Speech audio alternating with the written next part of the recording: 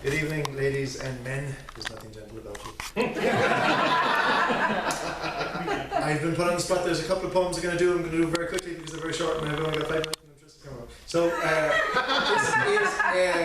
yesterday was, they're not really funny poems at all, to be honest. They're very dark. I'm in that kind of mood after 7 hours on freeways today.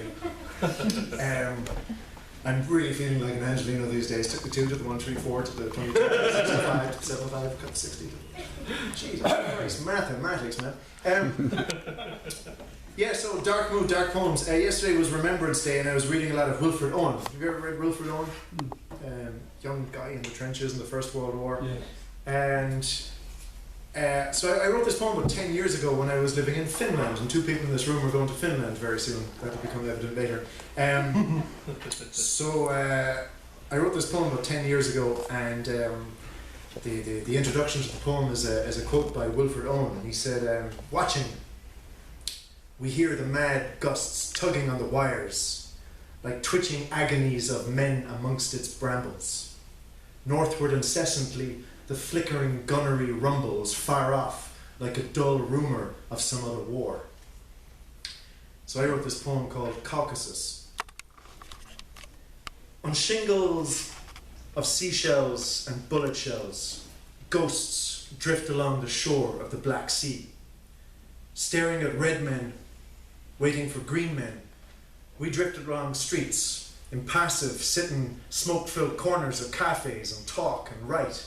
Push Pushkin into vacant mind space and prostitute prose for the glory of print. Suck permeable plans of desire through filters and then blow contrition into children's eyes. Retreat once more to Tamaphores where drunken talk of a revolution spills from the Pussycat Club in some frozen backstreet, and we simper with bourgeois morals, bound by the mental contraception of tradition. In the dying distance, a school bell sounds, shots are fired, sirens ring, and cameras roll. Not exactly a barrel of laughs, is it? And I'll do another quick poem, which is really short, fierce short, but it's packed full of intelligent stuff. Wonderful images and amazing visuals. It's only 8 lines long, and this introduction is going to be way longer than the poem. Do you know Christopher Ricks? Not personally, but have you read Christopher Ricks? Christopher Ricks is a kind of a literary critic who I read a lot of when I was younger and handsomer. And I was fascinated by his essays on the Irish and of just, you know, people you dare not criticize, you know. And he actually ridiculed Brendan Behan, saying that he was just we all know he's an alcoholic and stuff, but he wasn't really the genius that everybody makes Brendan Behan out to be. And he was really struggling through his alcohol, and like his contemporaries across the water, or at the same time Dylan Thomas or something like that, who was turning out masterpieces. So I was just like, wow, this Christopher Ricks is an amazing, you know, art. So I wrote this poem, and it's kind of dedicated to anybody who can never finish a poem, you know. Or it was frightful, like New Year's Day, 1st of January every year, I'm thinking, shit, what if I don't write a poem this year? So I wrote this poem called On the Subject of Brendan Behan, 8 lines of why I'm fearful of Christopher Ricks. Returning word for word, I, in my nightmare, bore an audience from the building. My imagination now infertile, I can no longer personify my hunger. Instead, I become Vincent van Gogh in boxing gloves, staring across the ring at Mike Tyson licking his lips. Thanks.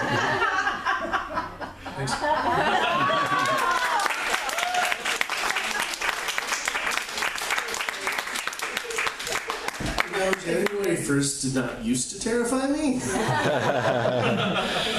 Now it's a countdown until I write something.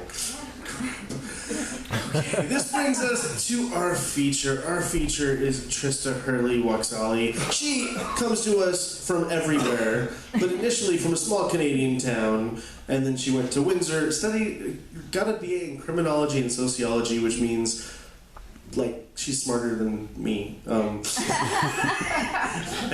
would be mean to say anything about the rest of you. She goes all over the place and is soon to be in Helsinki performing and reading because they like poetry apparently. She has a chapbook. It is called Dried Up. You may buy it this evening. And now please welcome Trista to the stage.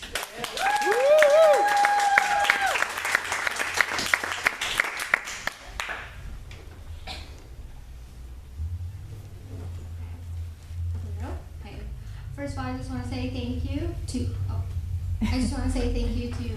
Steve for inviting me out and Ben.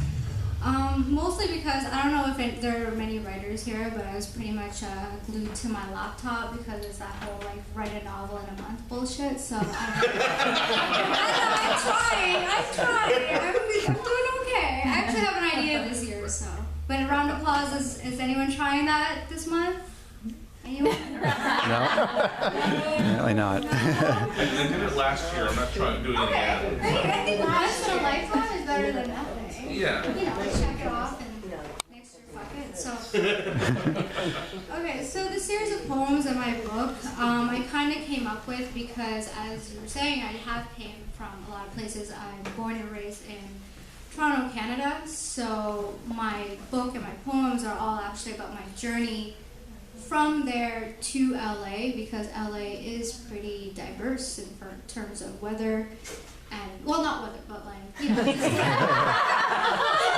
people, and like, I guess people don't talk about weather. Anyways, the point is, it's a change. It's a change for someone who's not used to it. So that's my point. The point is that it's changing, and I hate change. Okay. So again, I'm just going to read the set. If you have any questions or concerns about my reading, please come up to me afterwards. Again, I haven't left my house. Okay. Authenticity. You tell me you want to be authentic. When you come into our store demanding to spend $40,000 on curtains for your floor-to-ceiling windows. You talk about how you recently splurged on some paintings and you fear the new canvas will be bleached by the very sun you came here to enjoy. Authentic is not simply choosing color of fabric on a swatch and insisting on golden threads from India. Authentic is meeting the artisan whose calloused hands is fulfilling your contract. Prepping a light cotton fabric on the tabletop to blend in a heavy linen. To weigh down the base and have it fall to the floor, to then add patterned lines of flax from Africa upon your request. Authenticity is learning about who is handling your order, to go there, see his home and how his family lives. In a village with a slumlord, making ends meet to finish your fucking contract. Of course, when you valet your Q5, you're not concerned about that. You simply want to display the new art on your perfectly painted walls, to be exploited when guests come over. Curtains become the backdrop of your rooms, something people will glaze over when moving through your space. Like when you don't see me walking from the bus stop? Yeah. Surprised? Well, what the fuck? Do you think we appear behind the counter like blossoms blooming at daybreak? Huh. We have commutes, long commutes, that you don't give a shit about. Because when you say you want to be authentic, you want to tell people we did it ethically and costly, and that the people involved were trading fairly with each other, and there's no gluten added. Got it. Done. We'll have it ready for you in a few months, because here we too want things to be authentic, and that simply means making money.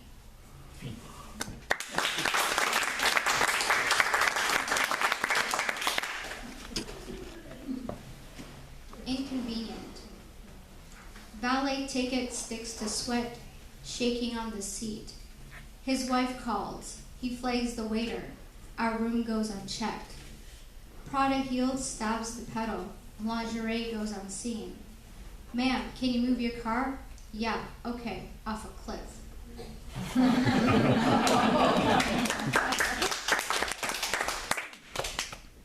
Regroup. Paying someone to hear yourself talk doesn't sound like an investment. But when I gave him the gist of my problems, he said, a few sessions and I'll be as good as new. I knew what? I wasn't quite sure as I sat in his office, decorated by doubt. Nested in a great location, standing where my own issues grew from being new to LA.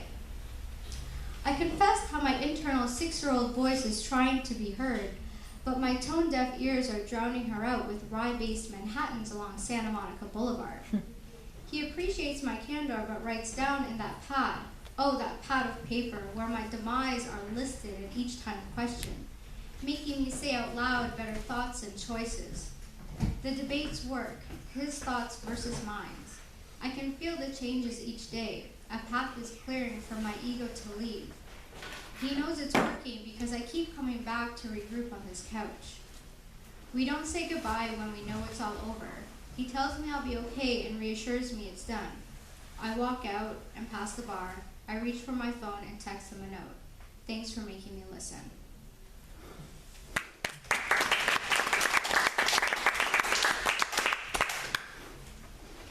Real things.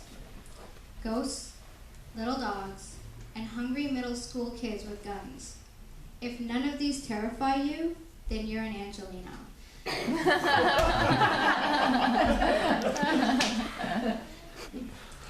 Hands. A woman bought a fancy watch with golden diamonds in both hands, hoping now to have more time.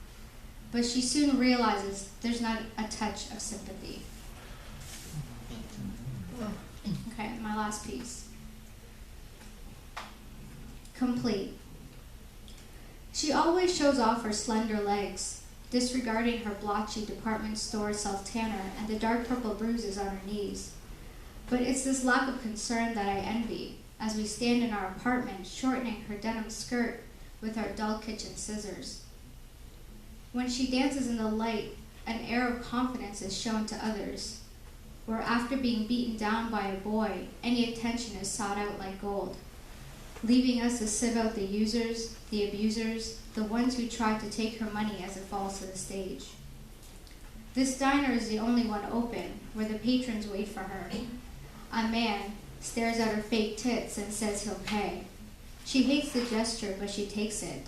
Boobs bought from a married businessman who said they'll be an investment, and today they're paying off. We head to the back to spark up a joint next to the dumpster, hoping to quiet down the ringing in my ears. She pulls out numbers from her bra, starts balling them up and aiming for the open lid. We laugh as another hopeful loses their chance each time she scores.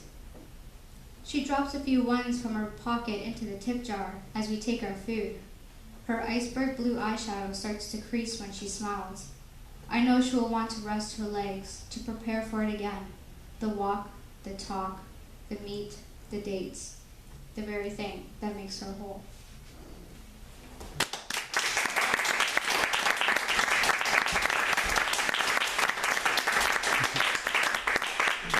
Any questions? I'm all ears. Tell us about Helsinki. Oh, okay. So Helsinki, I'm doing in a couple weeks, and I'm really excited because it's actually going to be a series of people who are coming from all over Europe, and he's going to be translating our work from our various languages to Finnish. So actually the first 3 poems that I read, he's going to be translating it into Finnish. So it's great to be part of a, because I feel like in Europe they really value English as like being a second language because they really want to learn. So, you know, everyone tells me, you know, when you go over there, they don't like it when you don't speak English. But I never found that. I found that they really, you know, wanted to get a chance to speak English because they're kind of used to speaking, you know, French, Spanish, and so that was really nice. So I'm really excited, and seeing my poem in Finnish, it's surprising because it kind of looks the same in a sentence, but none of the letters I would have put together. So. That's just how they do it, I guess. I'm really excited to hear my stuff heard in another language. So. Yeah. Cool.